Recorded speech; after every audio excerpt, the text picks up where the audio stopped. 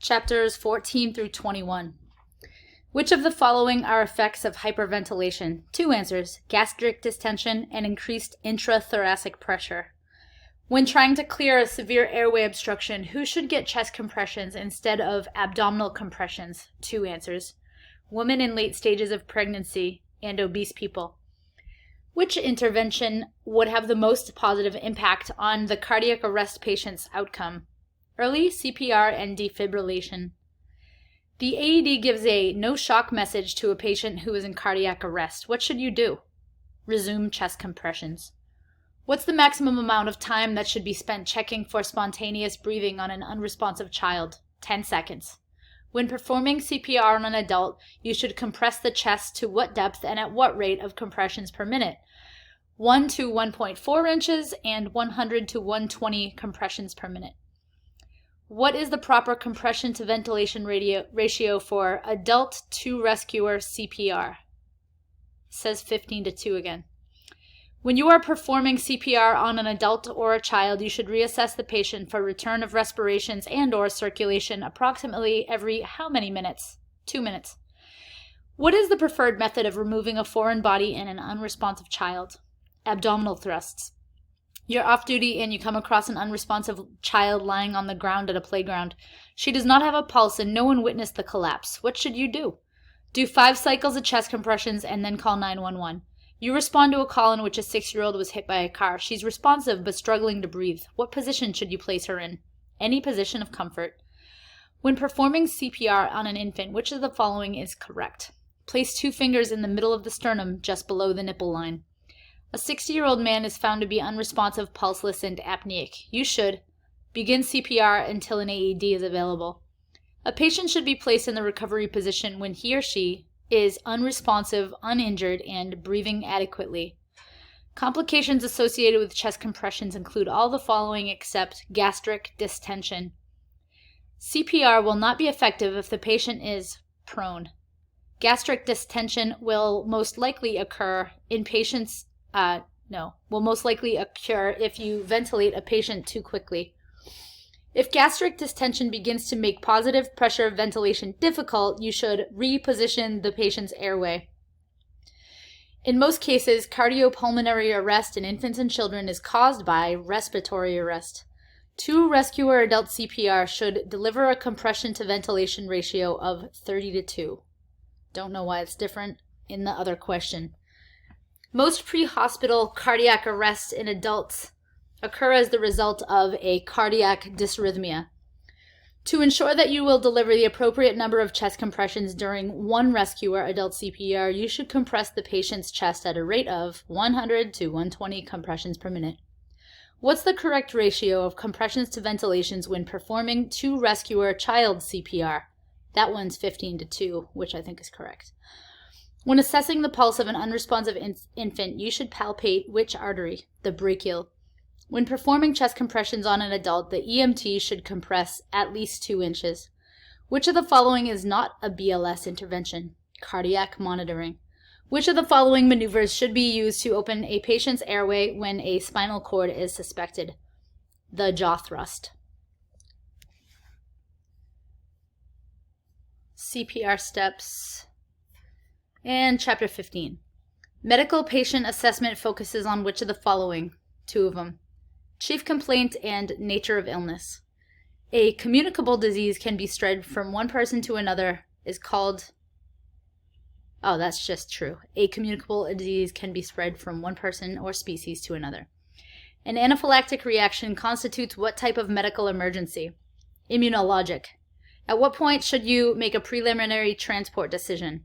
Once the preliminary assessment is complete. You're dispatched to a home where you find a 45-year-old woman in apparent respiratory distress. She is using accessory muscles to help her breathe and can only respond with short answers. What's the first step in your assessment process? Determine scene safety.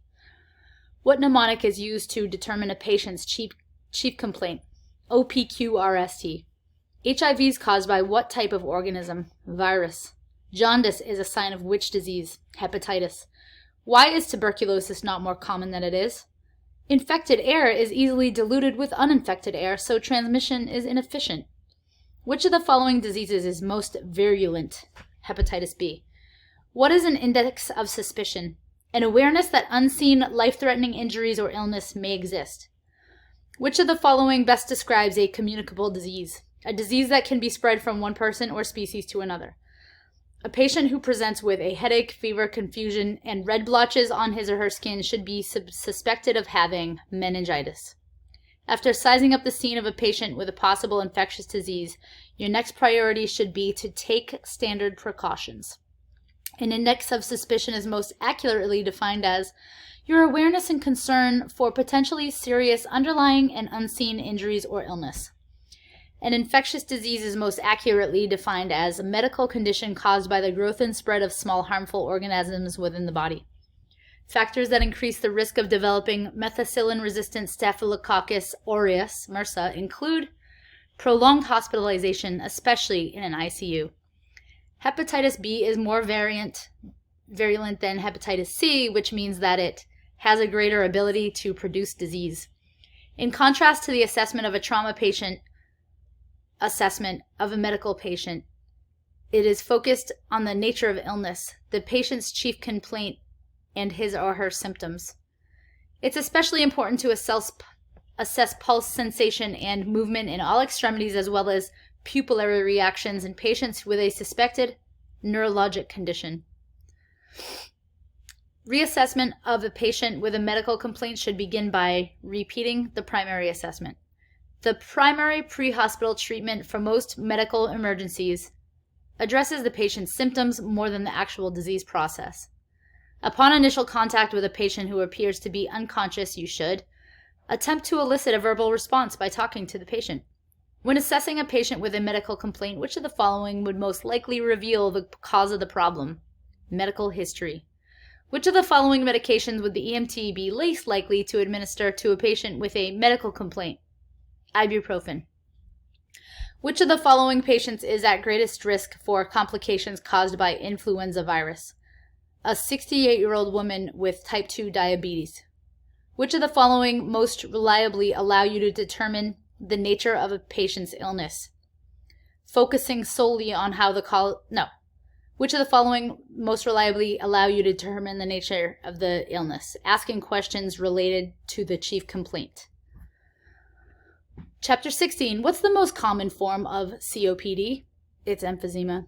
A collection of fluid between the lung and chest wall that may compress the lung is called pleural effusion. Decreased, absent, or abnormal breath sounds are also known as adventitious breath sounds. True. Adult patients with a respiratory rate of more than 20 breaths per minute or fewer than 12 breaths per minute should receive high-flow oxygen. True. Snoring sounds are indicative of a partial upper airway obstruction, usually in the oropharynx. True. Which of the following medications can be used for the treatment of an acute asthma attack? Albuterol. What's the most appropriate method for oxygen delivery to an adult patient experiencing difficulty breathing? Non-rebreathing mask at 15 liters per minute. When assisting an asthmatic patient with a small volume nebulizer attached to oxygen, what's the appropriate flow rate for the oxygen? 6 liters per minute for nebulizer. In addition to asthma, which of the following conditions is associated with wheezing? Bronchitis. What is atelectasis? Atelectasis? Collapse of the alveolar air spaces of the lungs. Which type of breath sound are you more likely to hear in a person with congestive heart failure? Crackles. You arrive at a residence where you find a woman in her early 60s. She's anxious and tachycardic, and her fingertips and lips are blue. As you assess her, she coughs up frothy sputum, and you hear crackles and some wheezing as you check for breath sounds. What condition do these findings indicate? Congestive heart failure. In the mnemonic PASTE, what does the S stand for? Sputum. The CPAP is generally used for which condition? Acute pulmonary edema. Which of the following statements is true regarding asthma? Asthma involves excessive mucus production.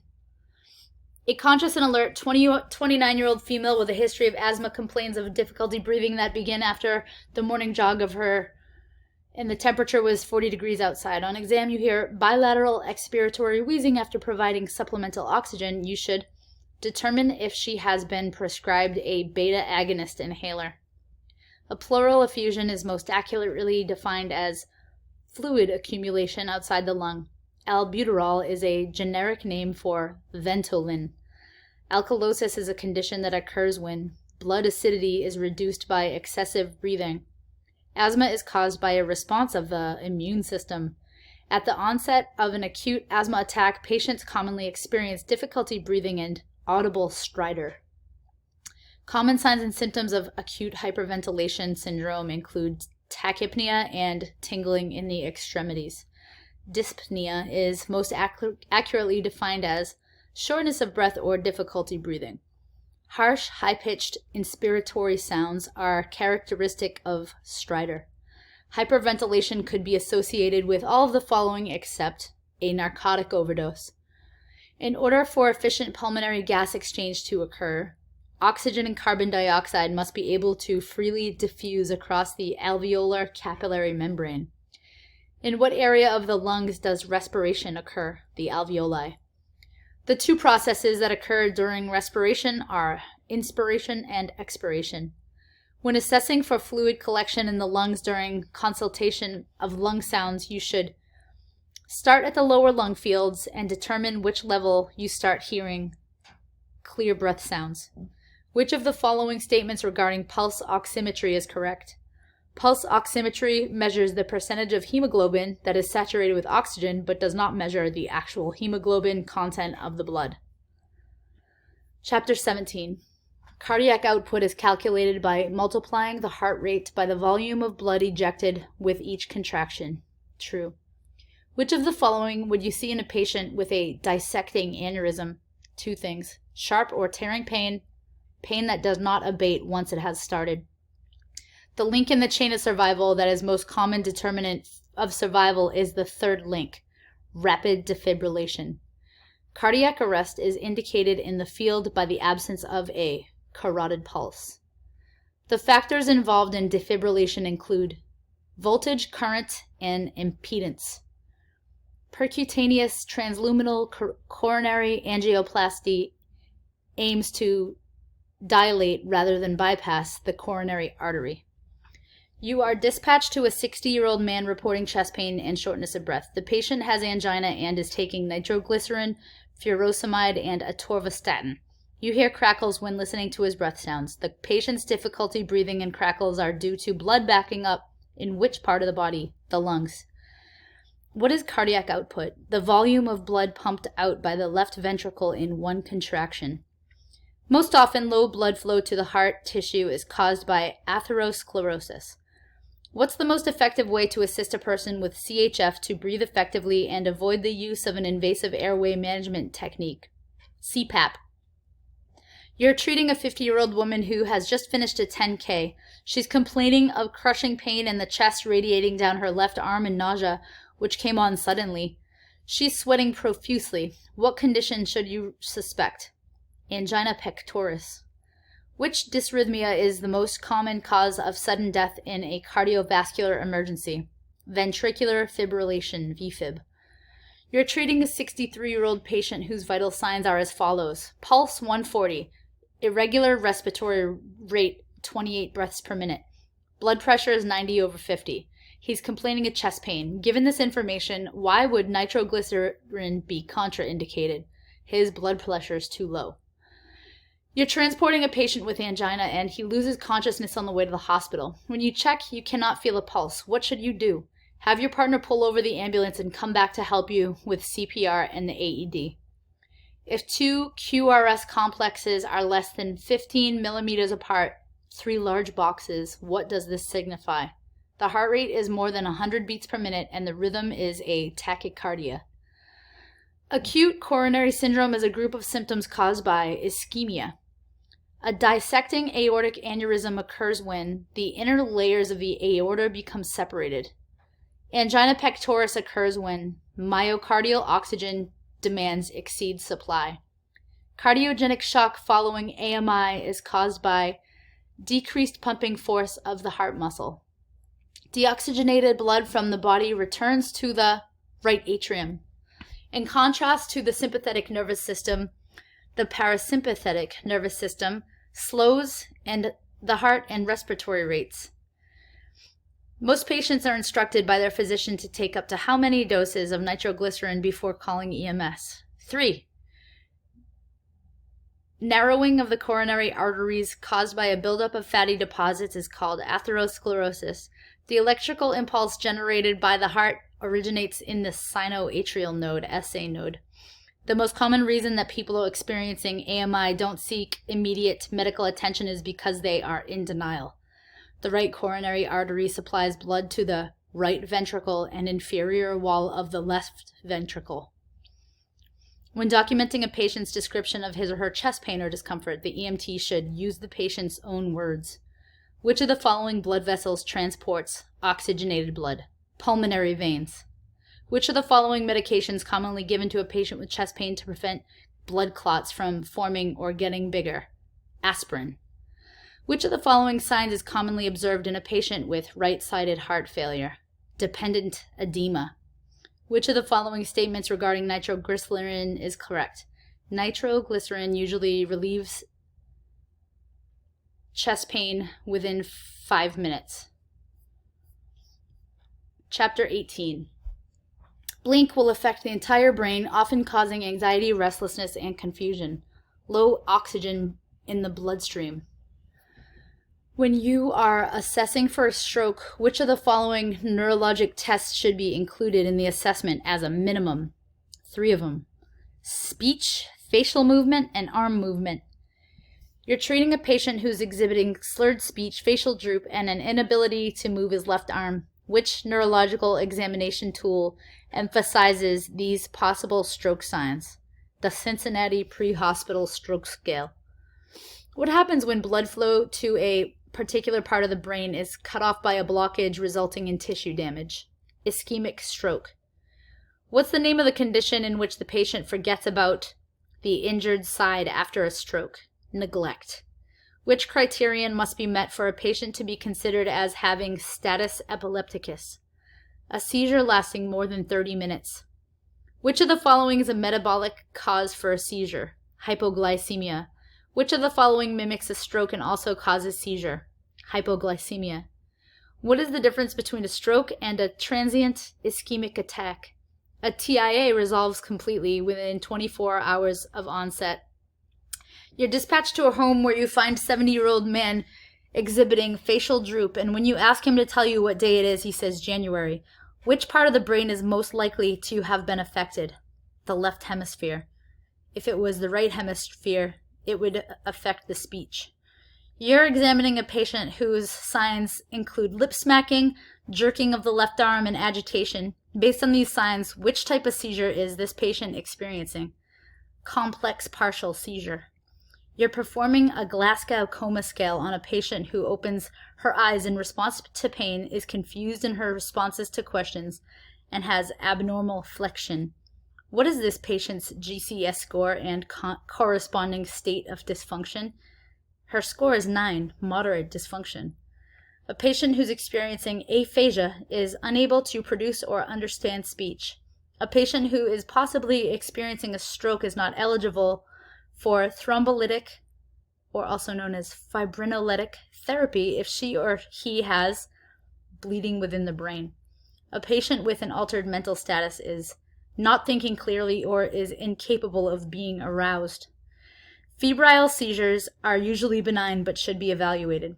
Individuals with chronic alcoholism are predisposed to intracranial bleeding and hypoglycemia secondary to abnormalities in the liver. Muscle control and body coordination are controlled by the cerebellum. Status epilepticus is characterized by prolonged seizures without a return of consciousness. The most basic functions of the body, such as breathing, blood pressure, and swallowing, are controlled by the brainstem. The most significant risk factor for hemorrhagic stroke is hypertension. The spinal cord exits the cranium through the foramen magnum. The 3 major parts of the brain are the cerebrum, cerebellum, and brainstem. When assessing forearm drift of a patient with a suspected stroke, you should ask the patient to close his eyes during the assessment. When caring for a patient with documented hypoglycemia, you should be most alert for a seizure. Which of the following findings should concern the EMT the most when assessing a patient who complains of a headache, stiffness of the neck, or pain? Neck stiffness or pain. Which of the following is a characteristic of a focal onset aware seizure? A normal level of consciousness. Be fast stands for balance, eyes, facial droop, arm drift, speech time. Chapter 19. Blank is paralysis of the muscular contractions that normally propel material through the intestine. Ileus, paralysis of the muscular contractions. You're assessing a patient who reports pain in the lower left quadrant of the abdomen. What sequence should you palpate the quadrants? You should palpate in a clockwise direction, beginning with the quadrant after the one the patient indicates is tender. End with the quadrant the patient indicates is tender. So if it's lower left, you start in the lower right, then go upper right, then go upper left, then lower left. In cholecystitis, where is the patient likely to feel referred pain? The right shoulder. You're assessing a patient who reports severe pain in his upper left and right abdominal quadrants radiating to the back. The patient says that the pain got worse right after he ate lunch an hour ago. He has nausea and vomiting, abdominal distension, and tenderness. Based on these signs and symptoms, which of the following conditions do you suspect? Pancreatitis. I got that because upper left and right, that's like one of the only things in the upper. Rebound tenderness is a result of peritoneal irritation. Which of the following statements is true about acute renal failure? It can be reversed with prompt diagnosis and treatment. What is the medical term for blood in the vomit? Hematemesis. What is it called when a patient tenses his abdominal muscles during your assessment? Guarding. Which of the following does not produce upper intestinal bleeding? Ulcerative colitis. You're assessing a 70-year-old man who reports severe tearing pain radiating into his lower back. He's hypotensive and tachycardic. Which of the following should you suspect? AAA, aneuritic or, aneurysm. Tearing pain in the lower back, hypotension, and tachycardia are signs of abdominal aortic aneurysm. When assessing a patient's abdomen, what's the best position to place the patient in? Supine. Which of the following is a sign of peptic ulcer disease? Melena. A 60-year-old female presents with a tearing sensation in her lower back. Her skin's sweaty and she's tachycardic. EMT should suspect aortic aneurysm. A strangulated hernia is one that loses its blood supply due to compression by local tissues. Erosion of the protective layer of the stomach and or duodenum secondary to overactivity of digestive juices results in an ulcer. Esophageal varices most commonly occurs in patients who consume a lot of alcohol. Most patients with abdominal pain prefer to lie on their side with their knees drawn into the abdomen. Pain that may be perceived at a distant point on the surface of the body, such as the back or shoulder, is called referred pain. Pain that radiates to the right lower quadrant from the umbilical area, nausea and vomiting, and lack of appetite are most indicative of appendicitis. Solid abdominal organs include the spleen, kidneys, and pancreas. The kidneys help to regulate blood pressure by removing sodium and water from the body. The parietal peritoneum lines the walls of the abdominal cavity. The principal symptom in both infectious and non-infectious gastroenteritis is diarrhea.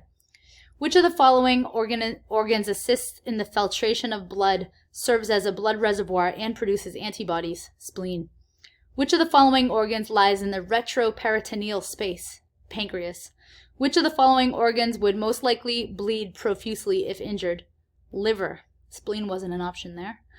Your patient's past medical history includes hypertension, congestive heart failure, diabetes, and seizures.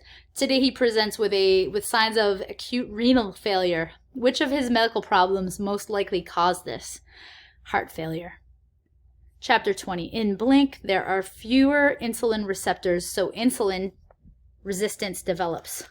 Diabetes mellitus type 2.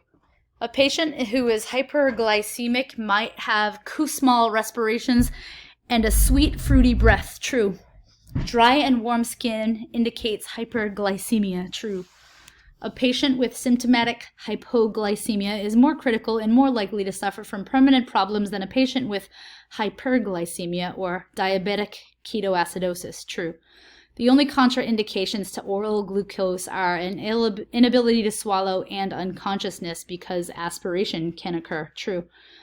Diabetes is a metabolic disorder in which the body's ability to metabolize blank is impaired. Glucose.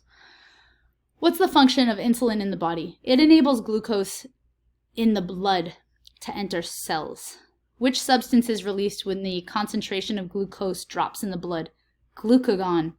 That's what stimulates the liver and skeletal muscles to release glycogen and converts glycogen back to glucose for use as cellular fuel. What's the most common metabolic disease of childhood? Type 1 diabetes. Which of the following organs can rapidly sustain permanent damage when the body's glucose level's too low? The brain. What's a normal glucose level in an adult? 80 mg per dl.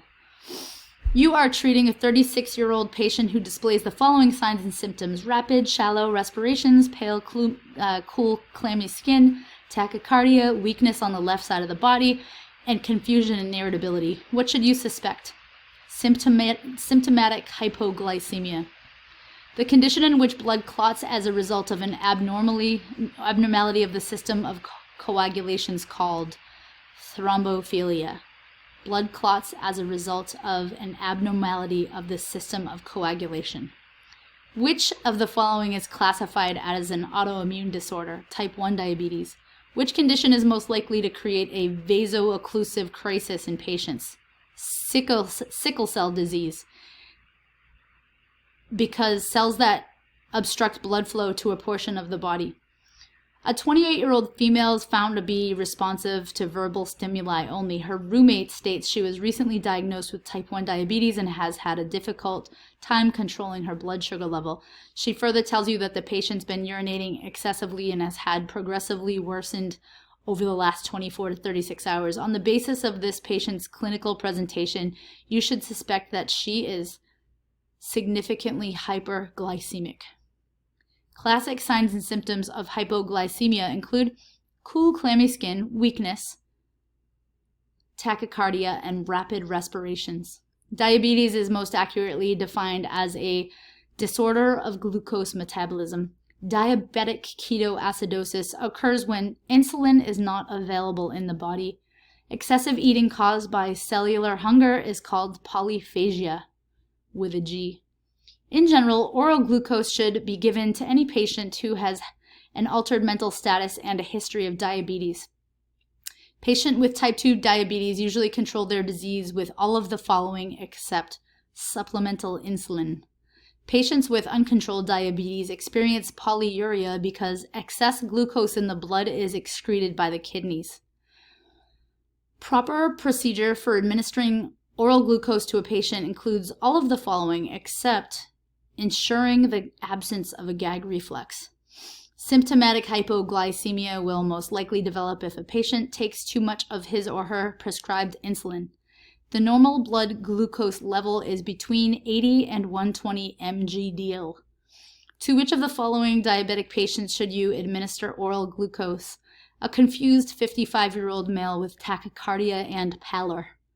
When assessing an unresponsive diabetic patient, the primary visible difference between hyperglycemia and hypoglycemia is the rate and depth of breathing. 1. Obtaining a sample history from a patient with diabetes who has an altered mental status. It would be most important to determine if he or she has had any recent illnesses or excessive stress. Which of the following statements regarding sickle cell disease is correct? In sickle cell disease, the red blood cells are abnormally shaped and are less able to carry oxygen. Chapter 21. Which of the following categories of allergens is most common? Food. Administer the EpiPen steps right there. Which of the following are late signs of an allergic reaction? 2 of them, hypotension and cyanotic cool skin. You're responding to a call where an 8-year-old has been stung by a wasp. His skin is pale with patches of raised red spots on his hands, arms, and face. These spots are most likely urticaria. Why is epinephrine used for anaphylaxis? It reverses bronchoconstriction and vasodilation. What is an allergen? A substance that causes an allergic reaction. An extreme, life-threatening, systemic reaction that may include shock and respiratory failure is known as anaphylaxis. You're treating a child with a bee sting. The stinger is still embedded in the child's skin. What should you do? Scrape the skin with the edge of a stiff object. You've responded to a scene where a 33-year-old male patient is in obvious respiratory arrest, breathing rapidly with audible wheezing and with flushed red skin that is covered in hives. When you attempt to question the patient, you find he can speak in only 2- and 3-word sentences. Respirations are 28 breaths per minute and labored. Pulse is 120 beats per minute. Skin is pale and cool with widespread urticaria and angioedema of the lips. Blood pressure is 88/60 and oxygen is 88%. Which of the following interventions should you administer first? Provide high concentration oxygen. When assessing a patient's breathing, you hear wheezing in all lung fields. What are you hearing? A high-pitched whistling sound caused by bronchoconstriction. What is a wheal? A raised, swollen, well-defined area on the skin. Which of the following patients has the most significant chance of having a contraindication to epinephrine? An 80-year-old male with a history of acute coronary syndrome. What is the dose of epinephrine contained in an adult EpiPen? 0.3 mg. 38-year-old woman was bitten by fire ants at the park. Your primary assessment reveals she's semi-conscious, has labored breathing, and a rapid, thready pulse. She has red rash on her whole body, and her face is swollen. You should assist her ventilations with 100% oxygen. A raised, swollen, well-defined area on the skin as a result of an insect bite or sting is a wheal. Chemicals that are responsible for the signs and symptoms of an allergic reaction to a bee sting include histamines and leukotrienes, trienes. Epinephrine is indicated for patients with an allergic reaction when wheezing and hypotension are present. Immediately after giving epinephrine injection, you should properly dispose of the syringe. The foreign substance responsible for causing an allergic reaction is called an allergen. The stinger from a honeybee should be scraped away from the skin. Two of the most common signs of anaphylaxis are urticaria and angioedema. Urticaria is a medical term used for hives. When administering epinephrine via autoinjector, you should hold the injector in place for 2 answers, 3 seconds or 10 seconds. So 3 to 10 seconds. Which of the following most accurately defines an allergic reaction? An exaggerated immune system response to any substance. Which of the following negative effects of anaphylaxis will be the most rapidly fatal if not treated immediately? Upper airway swelling. Which of the following patients would be most likely to have a delayed onset of an allergic reaction? A 45-year-old male who ingested penicillin. Which of the following sounds indicates swelling of the upper airway? Stridor. Which of the following most likely provides clues regarding the source of a patient's allergic reaction? The environment in which the patient is found.